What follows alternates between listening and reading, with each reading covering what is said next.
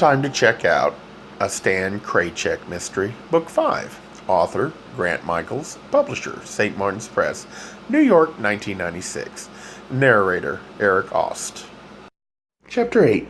I considered doing something an ordinary tourist might do, like taking a ride in a glass-bottomed boat and watching the pretty fishies swim about the coral reef. Perhaps spending time like that would help me sort out the loss of Rafik. When he was alive, I had bulked over commitment.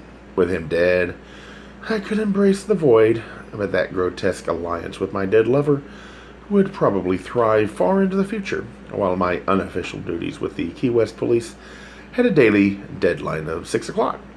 With less than 5 hours to dig up something for Lieutenant Sanfuentes, grieving for Rafik would have to wait. I set out for Whitehead Street to pay a call on the Countess Rulinska, though she had snubbed me earlier through the window at Camille's Cafe. I would confront her where she couldn't escape, in her t-shirt shop. When I arrived at the store, Adolf Doberman was there too, completing a massive purchase. Both people saw me enter the shop, but neither one acknowledged me. The Countess waved her cigarette holder about unlit and smokeless as usual. Doberman smoked one of his short imported jobs. He insisted to the Countess that everything he'd bought was to be gift wrapped, then crated and shipped to him in Germany, and damn the cost. "I spare no expense," he said, "when it is for friends." "Ah, yes," said the Countess. "I was once as fortunate as you, but all is lost now. All I have retained is my title." "For all it mattered in a t-shirt shop," she went on. "And I continue my appreciation of art," Doberman said. "And I continue my appreciation of real estate," he laughed heartily. The Countess joined him with a mirthful trill, then asked, "How will you pay today, Herr Doberman?" Doberman smiled. "How do you think?" "Oh, Lulu," said the Countess with a coy little laugh. "Are you flirting with me, Herr Doberman?" "No," he said flatly. "I am flirting with my credit. I am sure you know exactly what I mean. Now, if you please, make a receipt and tend to this business." "Very well," said the Countess. Her playfulness vanished instantly. She slapped a form on the counter, and Doberman scribbled a careless mark on it, something meant to be his distinctive signature. Then he strode past me on his way out of the shop. "You are everywhere," he snarled. "It's a small island," I said. "Yes," said Doberman, "perhaps too small." Then he left. The Countess's face brightened with the German's departure. Then she clenched her cigarette holder with her teeth and began the task of wrapping each of the t-shirts he had purchased. She ignored me, probably hoping I'd vanish like an unwelcome apparition. I said, "Who does the art for your t-shirts?" She cut and folded and taped the wrapping paper without looking up. "I use many local artists," she said. "Some of the work looks exactly like Jared Ballami's," the Countess replied blandly. "If anything is similar, it is she who has copied my merchandise." "But Jerry DeCure was painting back in Wisconsin, probably before you were even in this country." The Countess raised her nose high in the air and said, "I know nothing of that." "What is Wisconsin? Another country?" "I suppose, from your perspective, yes. How well did you know Augusta Willitt, the woman who was killed yesterday?" The Countess stopped her infernal gift-wrapping and looked me straight in the eye. "What is your intention, young man?" "I'm curious who might have had sufficient motive to kill her." "That is a matter for the police, not for a tourist." "What about his son, Peter? How well did you know him?" There was the chink in the Countess's armor. "No one knew him as I did," she said. She fussed with her prop, discarded the old unlit cigarette, and installed a fresh one. Then continued talking, but with even more imposing airs. "Peter was a prince," she said. "He understood the meaning and importance of good breeding and a great family name. He was the only one on the island with refinement. I don't understand how that disease could dare to kill him." "Age doesn't have a reason," I said. "Did you know what Peter was going to do for me?" Then she caught herself. "Of course not," she said. "How could you?" "Tourist." Then she related Peter's great personal promise to her, the one he had been unable to consummate before succumbing so unjustly. He promised me he would give me a new air conditioner, a real one, put into the ceiling, not in the windows, like the commoners have. It was for my complexion. Peter always said my skin was the proof of my royal blood. She lifted her chin slightly and turned her head back and forth to tighten any slackness over the jawbone. You see even now how clear and smooth it is? Thanks to cosmetics and a tuck or two, she continued. Peter wrote it in his will for me, the air conditioner. But his mother stopped everything. Augusta could not pay for it. And now she's dead. Yes, what a pity, said the Countess piteously. But now I have hope that Peter's will can be executed properly. There's always hope, I said inanely, but only if Augusta's contest is lost. What do you mean? She said, suddenly worried. If the court awards Peter's estate to her, it doesn't matter that she's dead. Her will be executed, including everything she won from her son. The Countess looked alarmed. Are you saying that Peter's property will not go back according to his original intention? Not if the court decides for Augusta, went the Countess. I half expected a solemn drum roll to accompany her. Instead, the telephone rang. She crossed the floor to answer it, clomping heavily like an animal with cloven hoofs. Again, I wondered how such a small body made such ponderous sounds. She answered the phone, recognizing the caller, and listened to the message. Occasionally, she replied with a quiet yet anxious, yes, or I see. But as the message continued, her alarm grew and her voice became hoarser, almost gravelly, as it said, Is there nothing more we can do? Then it returned to a more submissive, I see. Finally she hung up and cried out disconsolately, All is lost, everything. What happened? Peter's mother has taken everything from the rest of us and left it all to her church. The church! Damn her heathen soul! Now what am I to do? You can appeal the decision, I said. But there are so many of us involved. All the more chance of reversing the decision. No, said the Countess. It is not possible. Why not? You cannot understand. Now, please, she said coolly. You will excuse me, but I must prepare those things for Herr Dobermann. He is a very difficult client, and I must close the shop now. Good day. Her message was clear. Get out. I headed up Fleming Street and stopped in at Jared Ballami's gallery.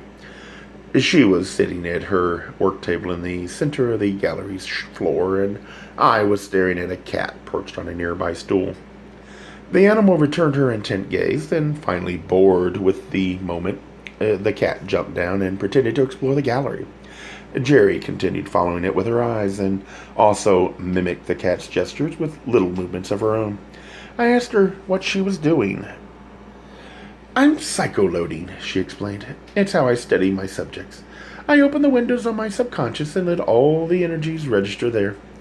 Then when the psycho sponge is full, I close the window and paint. Jerry must have caught my dubious gaze. I'm not crazy, she said. It works. The cat will probably show up as a human in some future painting. A lucky human, I said. Yeah, said Jerry. I kind of feel bad for the animals when I paint them as humans, but it's my way of trying to elevate us. In art school, they always told us that good art should elevate and challenge. The challenge part is easy for me, she said as she indicated the whole gallery as if her work was challenging. I found it exhilarating. But as far as elevating, well, sometimes I think being a cat would be just fine. Our kitty clatch was interrupted by the arrival of Ken Kimball, soap opera man Quay, replete with sunglasses, muscles, teeth, and a stylish, over-the-shoulder kidskin purse for his cellular telephone. He glanced quickly around the gallery, then addressed Jerry directly, dispensing with the social niceties. I can see now why you're causing such a buzz. A buzz, said Jerry. There's a buzz going around about your paintings, Jerry said. What buzz? Ken said. I hear it everywhere. Funny, I don't, said Jerry. Buzz, buzz, I murmured. Sometimes the artist is the last to find out, said Ken. Like Norman Miller, I said. Supposedly he didn't know who'd written a bestseller until he read about it on the Sunday paper. That's ridiculous, said Ken. And then he said to Jerry, I'm willing to help the buzz and buy some of your work. People on this island tend to emulate my taste. Really? Said Jerry. Too bad we're not in Manhattan. Why? Said Ken. That's the island I'd like to win over. Maybe if you bought that big painting, I'd have the money to go. Ken glanced at the painting Jerry had pointed out. Then he went closer for a scrutinizing assessment. It portrayed two young women, one pale and naked, the other ebony and clothed. Both reclined in a passionate embrace beneath a family portrait. Those members were also racially diverse. As he studied the work, Ken said, I don't know why, but some of your characters look familiar, but I can't exactly place them. Everyone I paint comes out in some other form, even myself, said Jared. You mean altered and distorted, said Ken. Not to me, said Jerry. Well, it's certainly a clever way to express yourself without risk of slander. You mean libel, I said. Ken turned to me. Do I? Slander is verbal. Libel is graphic. Jerry said to me, Let him say what he wants, Ken said. I'd like to take this one on approval. What are your terms? Jerry suddenly became all business. You pay for it, it's yours. Do you deliver? He interrupted. For a charge, she said.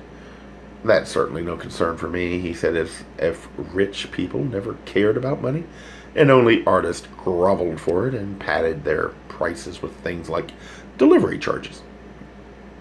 My only concern, said Ken Kimball, is if I don't like it, will you take it back?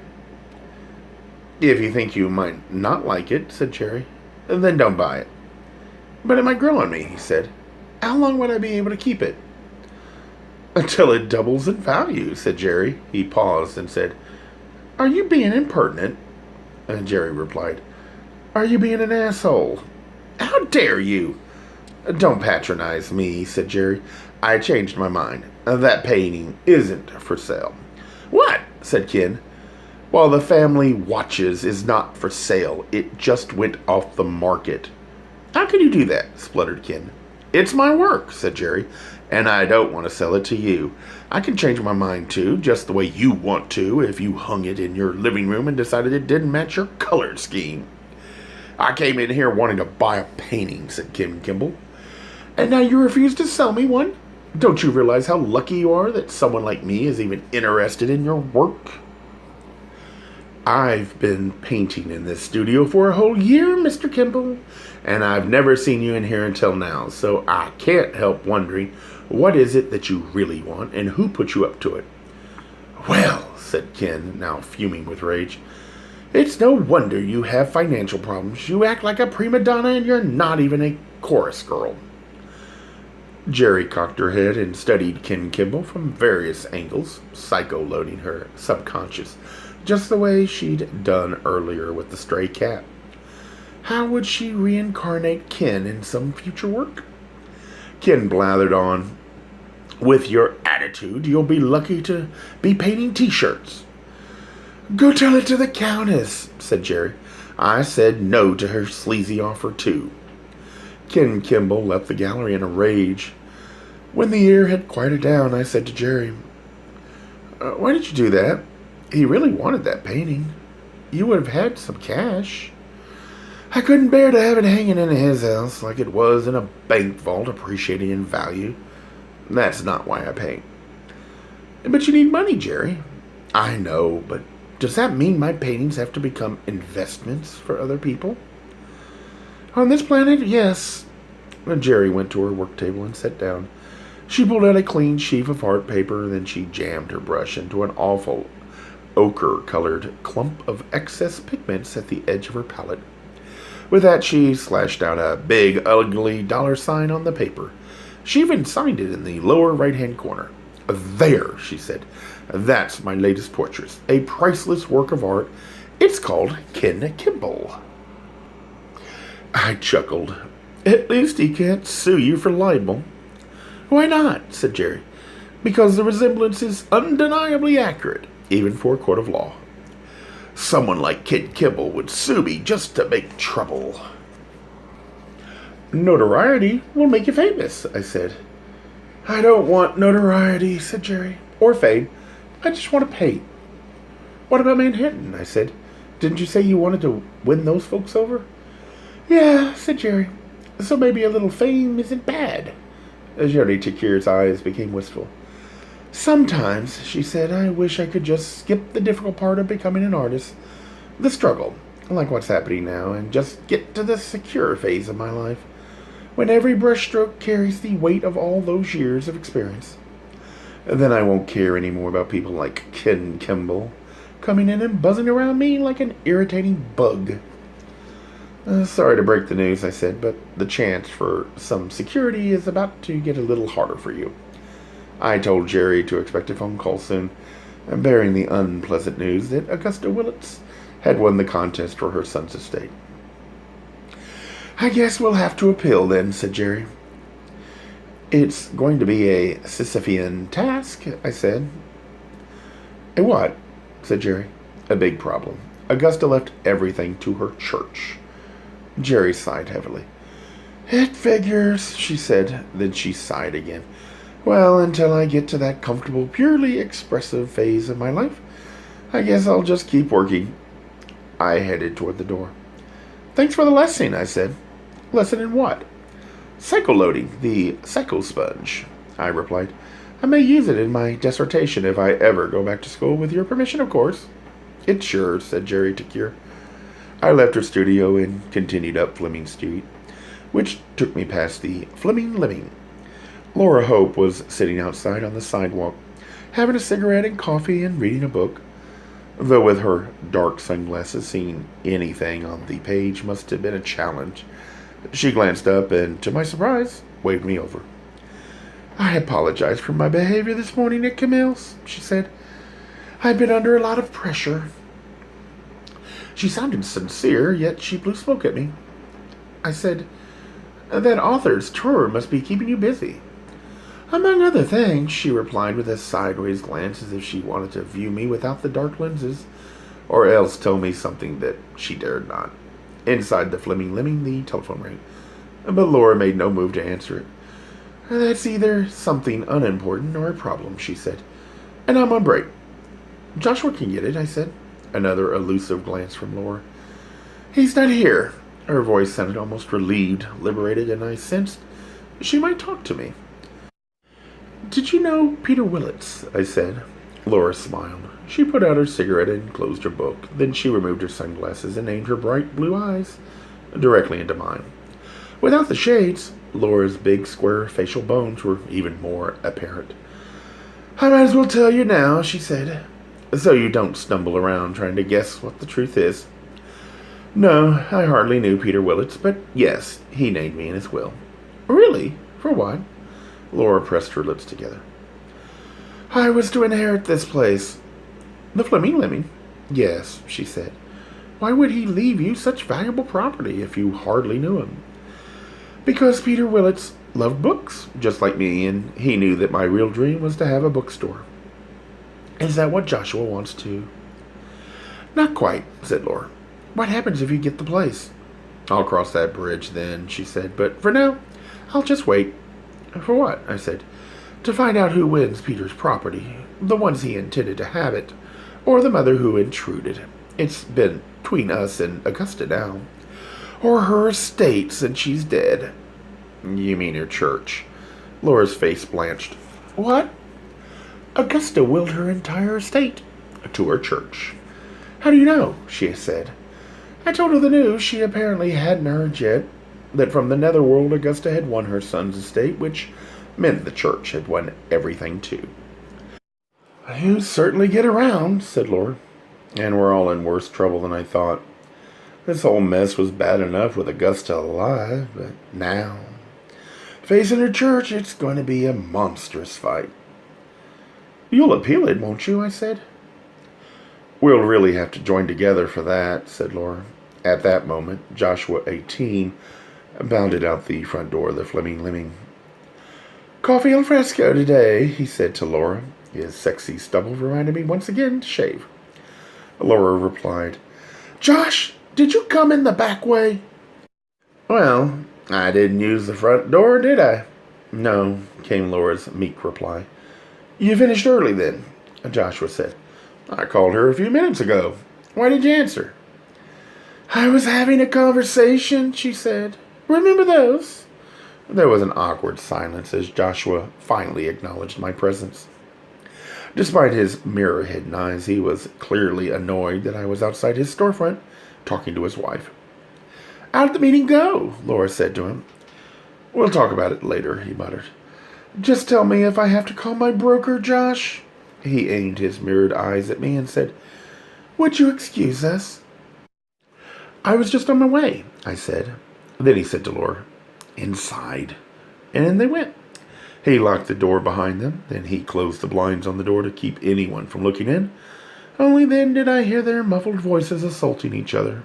Probably the standard preamble to an afternoon frolic. As I continued my walk up Fleming Street, a pink taxi with heavily tinted windows passed by slowly. As if trailing me, the license plate, K-E-Y cab, confirmed that it was the same vehicle as those other times. I found a payphone and called the pink cab company to find out who the driver was. They answered almost immediately, and I told them I wanted to file a complaint. The dispatcher said she'd take the report, but she couldn't tell me who the driver was. For security reasons, she said. I'm sure you understand. We can't give out the identities of our drivers. You never know what kind of crazy people are out there. I told her that was exactly my point, she said brusquely. Tell me what happened, I told her. She said, Is that what you want me to write in the report, sir? That one of our cabs slowed down to see if you wanted a ride? It was following me, I said sharply. But when I identified the cab's license plate for her, she replied quickly, That's not one of our vehicles. It sure looks like one, I said. We have no vehicle with a plate that says K-E-Y-C-A-B. Are you sure? I ought to know, she said, now thoroughly irritated with me. I own the company, and I've registered every car in my fleet. I thanked her for no help and hung up. It was almost 5 o'clock, so I headed to the police station to make my first official report to Lieutenant Sanfuentes. Gay Mysteries audiobooks. I think it is easy to hate a label, but a face humanizes the word. So this effort is twofold.